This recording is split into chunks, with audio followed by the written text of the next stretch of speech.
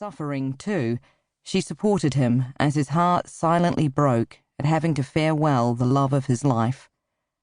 "I'm so sorry, my dear." He leaned over in the pew and whispered generously, as he and Maddie had sat beside her in the front of the church. "Me too. For you." He looked pale and ill. Understandable, but she worried for him.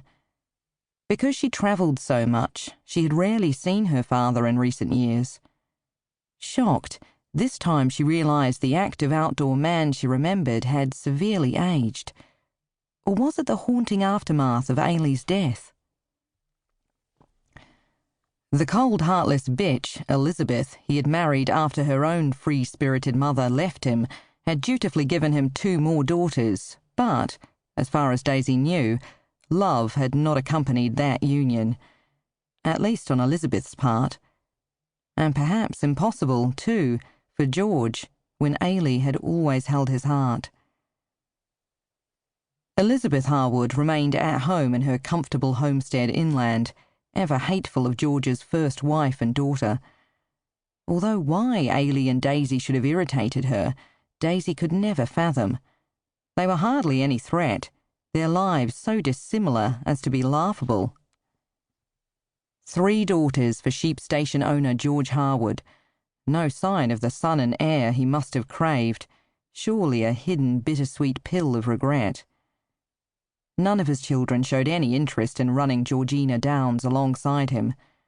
Not even Maddie, who loved the outdoors so much and had to be prized from a horse.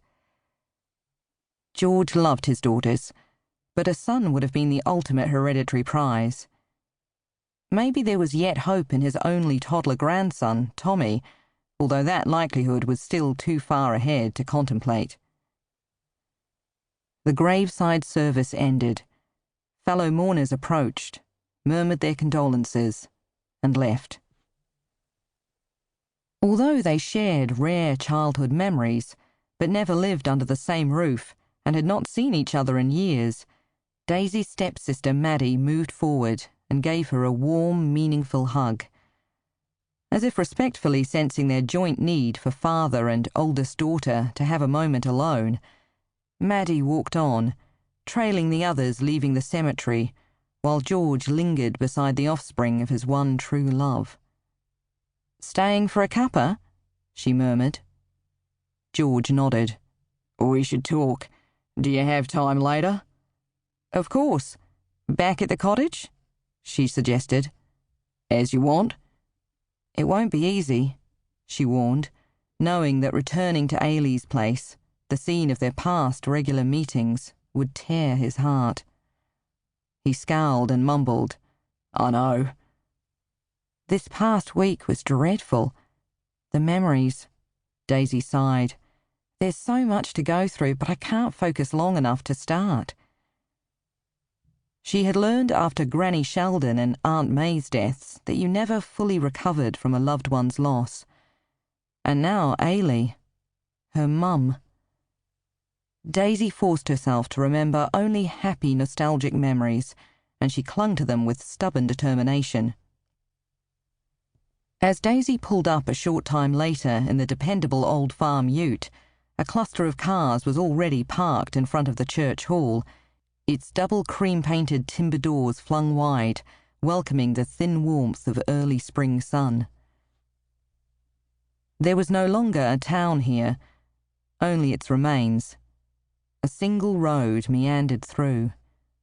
Iconic white posts stood either end of the football oval.